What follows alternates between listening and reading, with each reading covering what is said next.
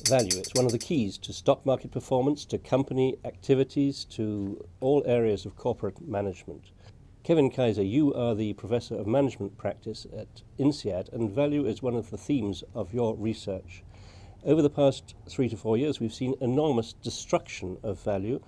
This must mean that there are lots of opportunities for companies going forward. I wouldn't say we've had value destruction because of the crisis. I'd say we have the crisis because of value destruction. The value destruction took place over decades, and it was the cumulative value destruction over many years that created the crisis, because what value destruction is, very simply, is resources misaligned with what the customers are willing to pay for. In Europe, and as you point out, in other parts of the world, management in business, in banking, and including in government, have not been successful at continuously adapting and reallocating the resources, which means mainly the people working in the organizations, around the things that people are keen and willing to pay for. They keep people in jobs that frankly they shouldn't be in and don't allow them to adapt and develop the skills needed to be relevant and value creating in a rapidly changing global environment. And having failed to adapt successfully, quickly, oriented around what the customers are willing to pay for, which is what is value creation at the end of the day, we now have a lot of misallocated resources, which unfortunately means people. That led to the crisis. The crisis now is playing out in a way that value destruction is being exposed and revealed. In some places there was more of it, some places less. And so people are finding it more and more difficult to sustain what has become unsustainable. That does create a lot of opportunities because those resources can be reallocated. They can be hired and applied to pursuits where what they do is more than enough to cover the costs of having them do it. But it's not easy. For businesses that want to do business in an environment such as the present one, it's much more important than ever before to really understand what the customer is willing to pay for and make sure the resources you're managing in your efforts to deliver what the customer wants, make sure you're using them as efficiently as possible. Don't hire 10 people to do the job one could do perfectly well, and don't overpay them. Well, that sounds like standard business practice. You'd think that companies would understand that. What is the problem? There are many problems, and at INSEAD, in the courses that I try to teach, and hopefully I do teach, we try to explain not what is value and value creation, but I like to phrase it as why even those who understand it don't do it.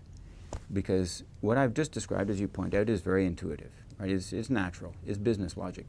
And yet organizations regularly fail to manage their resources as efficiently as they could, or fail to orient those resources around what the customer wants. Typically, they instead focus on selling the customer what they have to sell, instead of trying to understand what the customer wants and then produce and develop that instead. And by orienting your company around selling what you have to sell, instead of designing and delivering what the customer wants to buy, you end up, of course, in a bit of a trap, which isn't sustainable in the long run. So the key is adaptability, but people aren't quick to adapt. They don't like to have to adapt.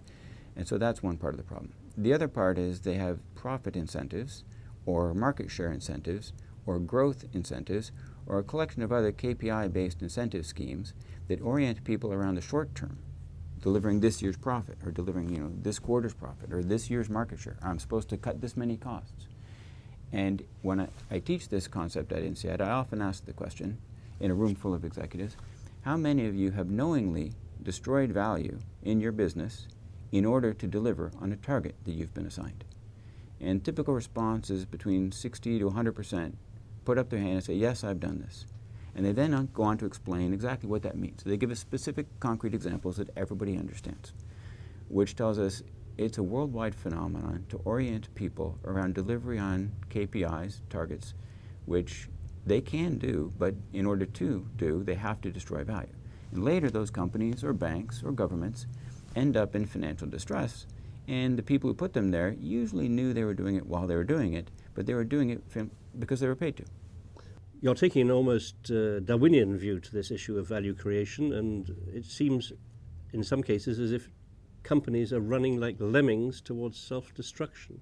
What we see is boards of directors who are trying their best, I think I'd give them the credit to say that, but nonetheless lack the understanding of value creation at a sufficient level to be able to develop and design incentive schemes for the top executives which are consistent with value creation.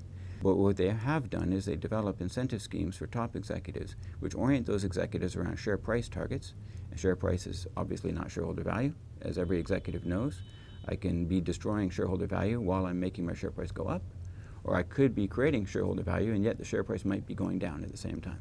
So share price is obviously not shareholder value, and yet many top executives have incentives oriented around share price, or in some cases derivatives of. So many people think if you increase earnings per share in a given year, that'll cause the share price to go up. And so directly or indirectly, they're incentivized from share price to earnings per share, or to growth, or to revenue, or to market share at the top of companies due to the incentives given to top executives by boards of directors.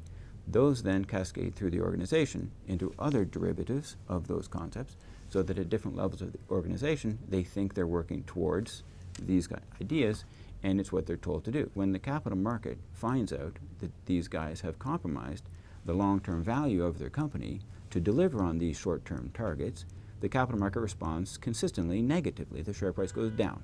And by orienting themselves on these numbers and mistakenly believing the delivery on them is somehow connected to long-term value of the company, they end up orienting their companies around short-term targets that often require value destruction in order to deliver.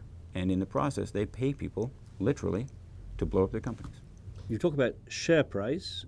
There's also the question of the price of an acquisition. When a company buys another company, it wants to create value, but how should it calculate the price that it pays? What is the relationship between price and value? Price is what you pay, value is what you get. So a simple way to understand it in business, the value of what you get is the cash flows that you now have access to because of what you've just bought. So having bought a new company in the context of an acquisition, I own a legal entity, I have products and services to sell to customers, I'm going to get revenues from that. I have employees, suppliers I have to pay, cash is going to exit while I pay those people, service providers, taxes, etc. I'm going to make new investments in the business. By the time I'm finished, there will be a cash flow left over, what we call free cash flow. And so in assessing the value of a company or any business idea, we estimate the free cash flow, which is expected to come out after you engage in this new idea or after you buy the company. And we do that over a horizon that continues until eternity, in principle. And in finance, we refer to that as the continuing value. And we present value the continuing value and all of the expected future free cash flows to get an estimate of the present value of the cash flows you're expected to realize once you bought this company. And if those are greater than the price you're going to have to pay in order to win, then we'd recommend you go ahead. But if those are below the price you're going to have to pay in order to win, then we would recommend you don't go ahead. Looking around the world right now, where do you see opportunities for value creation? It's really more about your talents and skills than where the value is. There's lots of value to be created in Europe. There's lots of value to be created in North America, South America, Asia, Africa, Middle East. There's value everywhere because there are customers everywhere. And all you need to do to create value is find products and services which customers are keen to have and willing to pay for, and find a way to deliver them to them using resources efficiently as possible in such a way that when you sell them the products and services, you can cover your costs and realize the cash difference, what we're calling the value. And as I said, there are opportunities everywhere. So obviously China is well known because it's got 1.5 billion people or so. They're coming out of poverty and realizing the benefits of the modern world and capitalism. And with that, you've got lots of people increasingly able to buy your products and services, which is great. The difficulty in China and anywhere else will be, can you get them to pay enough to cover your costs? Because simply going to China to realize the benefits of this huge new base of consumers doesn't mean you're going to create value. If somebody else is there selling similar products to yours and doing it more efficiently than you are, then you'll be there, you'll get the revenues perhaps, but you probably will fail to create value because value creation requires a competitive advantage. Full stop. And if you lack a competitive advantage, you won't succeed in creating value. And the other challenge is to avoid creating or perpetuating a price bubble by overpaying, by paying more than the value. Who can afford to pay the highest price, of course, ideally would be the ones who can realize the most value with the assets they're about to buy. And in many cases, I hope that would be true. But in many cases, we know it isn't true, because the bidder who can pay the highest price is generally the one with the most amount of money. And if you're willing to destroy value, it's easy to be the winner, because you simply pay the price that wins. The hard part is winning and creating value in the process. And that requires a combination of understanding value and an understanding of the business you're buying, and having the skills and abilities once you've bought it to make sure that you can deliver the value you've now paid for in a way that more than compensates for the price you paid. Thank you very much, Mr. Kaiser, for joining us at INSEAD Knowledge.